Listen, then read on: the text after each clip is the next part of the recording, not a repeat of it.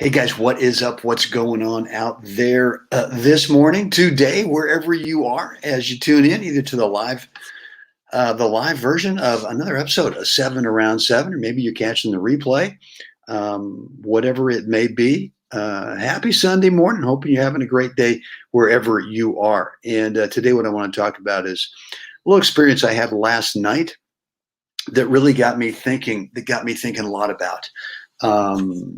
Conditions, sometimes the adverse conditions that we experience in tennis matches, and kind of what it used to be like for me and what it is now. And so, look, before we get into it, a couple things. Number one, 98.6 men's high performance tennis clothing. Down below in the description area is a link that will take you over there. And Dave Doherty, our good friend and national level 65 player.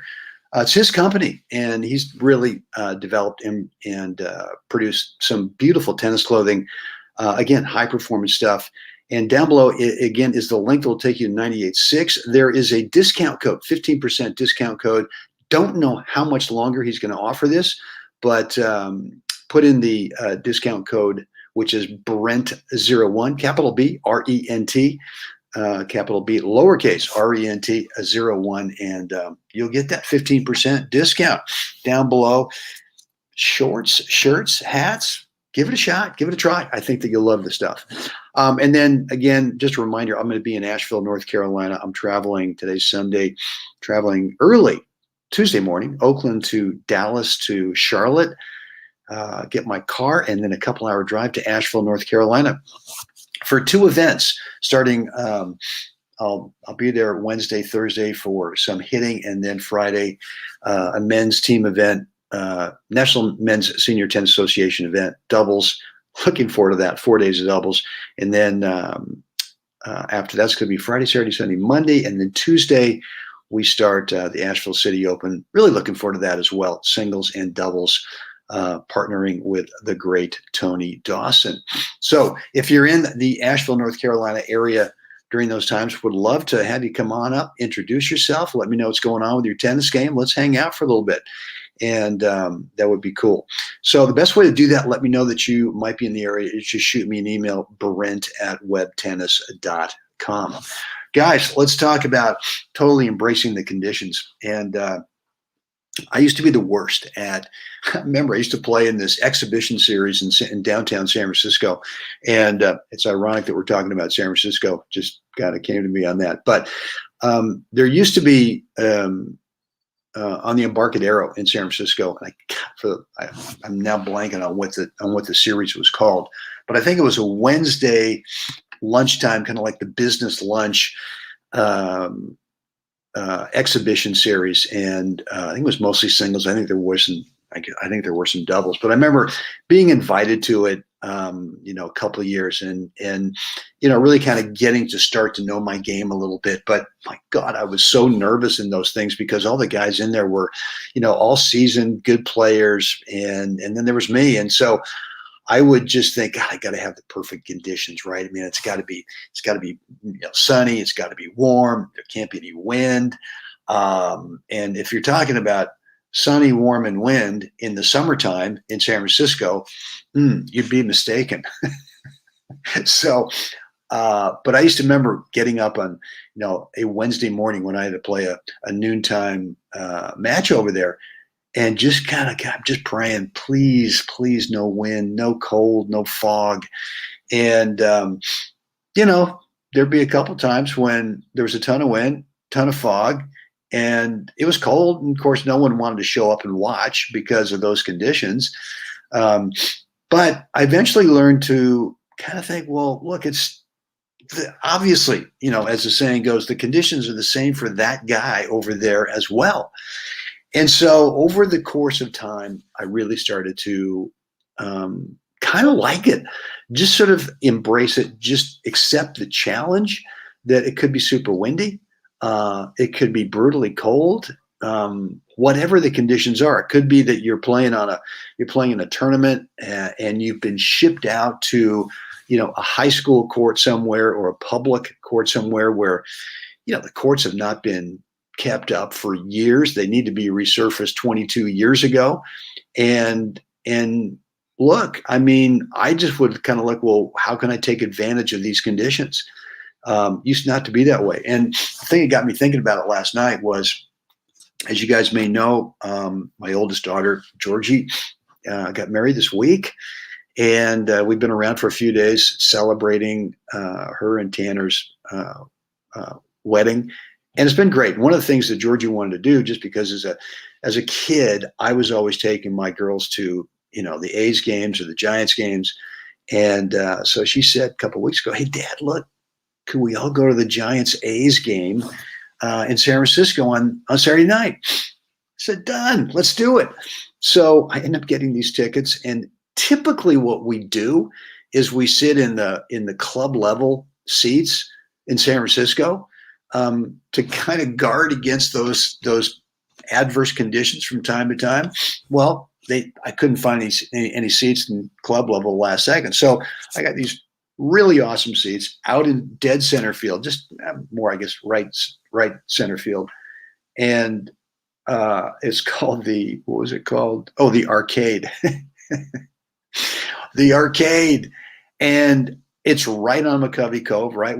If you've been to, Oracle Park in San Francisco, it's right on McCovey Cove, which is, in the Bay. And there's a possibility that left-handed hitters can hit home runs into the water. There are guys in kayaks out there kind of just paddling around, waiting for someone to hit a home run out there. It doesn't happen too often. But last night, it was a classic San Francisco June summer, where the old saying, comes from. Mark Twain, maybe. The coldest winter I ever spent was, summer in San Francisco. Last night, blowing, foggy, cold. And then to top it off, and I'd seen this happen lots of times before, but I'd never experienced it. We're sitting out there, and one of the Giants hits a home run, and they have these big foghorns that blow off, right, when someone hits a home run. And it was right behind us, and it wasn't the sound that got us, but what they do when they blow it, it's this, like all of a sudden you hear the thing and you look up and it's great. It's like all this, foghorn stuff. And the next thing you know, it starts raining. I mean, it feels like it's literally raining because the foghorn is just, so now we're drenched. And I'm just thinking, this kind of sucks. And then I went, wait a minute, let's embrace this. You're with your daughter, you're with your daughters, all three daughters are there. You're with your, you're with your new son-in-law, you're with your new family. There was 11, 12 of us. It was great. And I just totally embraced it. We loved it. And so look, that was what got me thinking about today's message, that how many times do we go out there and there are some adverse conditions or some conditions that we start thinking about that, hey, you know what? This is not great. It's windy. It's cold. There's stuff on the court over here. It's dirty. It's whatever. It's loud. It's next to a freeway. What are all the things that we could come up with that would turn into an excuse, right? And too often what we do is we start making excuses during the match just in case. If we lose a match, well, we got a story that we're sort of building. And if we lose the match, we can go off the court and go, oh, well, man, it was so windy. It was just rough. Well, I guess it wasn't windy for that guy over there, right? Oh, yeah, well, it was really cold out there today. Well, I guess it wasn't cold for that guy, was it? Right? Oh, well, the court was really dirty and messy and fast. And I guess it wasn't on his side. It was nice and slow and clean up. No. So, look, I guess for me in the beginning, I kind of did that, right? I would use a bad condition as an excuse, as a story in case I lost. Well, eventually I started going, wait a minute, let's totally flip this into how can I use this condition to my advantage? And I can't tell you how to do it. I can't tell you what the condition is, but mentally, that's the first step, is you've got to change your mindset on some kind of adverse condition. Embrace it and just go, whoa, let's use this. As I'm saying this, I remember I played the World Cup team, my first Cup team in 2009. was held in Perth, Australia.